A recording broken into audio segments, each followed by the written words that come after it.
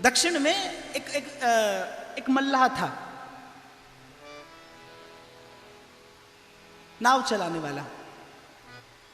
बचपन से गोपाल जी से उसकी प्रीत हो गई, गोपाल जी से प्रेम हो गया।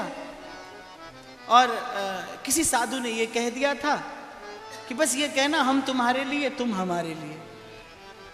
उस बाल सुलभ मन में वो विचार, वो भावना अंकित हो गई कि बस हम गोपाल जी के और गोपाल जी हमारे। और बोले तुमसे कोई भजन साधन के लिए पूछे, तुमसे कोई घर संसार के लिए पूछे, तुमसे कोई व्यवहार व्यापार के लिए पूछे, तो बोले बस एक बात का जवाब देना। बोले गोपाल जी जाने हम क्या जाने।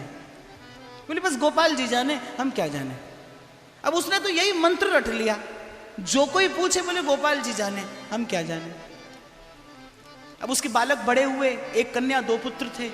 कन्या के विवाह का प्रश्न उपस्थित हुआ तो पुत्रों से मिलकर उसने कहा कि नगर सेठ से थोड़ा सा धन लेकर और कन्या का विवाह करते हैं और फिर परिश्रम करके धन अर्जित करेंगे, सेठ का धन लौटा देंगे।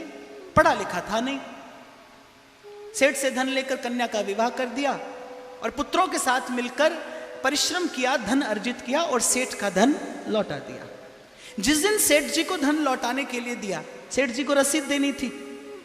सेठ जी ने देखा कि पढ़ा लिखा तो है नहीं। अब व्यापारियों की चालाकी तो आप जानते ही हो, तो उसने कहा पढ़ा लिखा तो है नहीं। उसने झूठी रसीद बनाकर दे दी, रसीद पर कुछ और लिखा और दे दिया और सच्ची रसीद अपने पास में रख ली। और कुछ दिनों के बाद उस मल्लाह पर मुकदमा कर दिया कि इसने मेरा धन नहीं लौटाया। अब जब जज के सामने उपस्थित हुए तो उसने कहा कि तुमने रुपया नहीं लौटाया। बोले हुजूर मैंने रुपया लौटाया। बोले जब तुमने रुपया लौटाया तो कोई था वहां।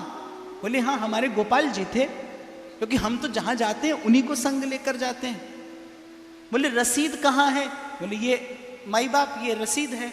अब रसीद देखी तो रसीद पर तो कुछ लिखा था नहीं, रुपए की देनदारी संबंधित कोई बात नहीं लिखी थी। तो जज ने कहा कि ये तो रसीद ठीक नहीं है, कोई और रसीद होगी। बोले हमारे पास तो यही है, अब असली रसीद के बारे में गोपाल जी जाने हम क्या जाने। तो बोले कौन है ये गोपाल जी। तो बोले हम उनके हैं वो हमारे हैं। तो बोले कहाँ रहते हैं। बोले जहां हम रहते हैं। बोले तुम कहाँ रहते हो। बोले जहां गोपाल जी रहते हैं। अब जज समझ गया, लेकिन कहते हैं सच्चा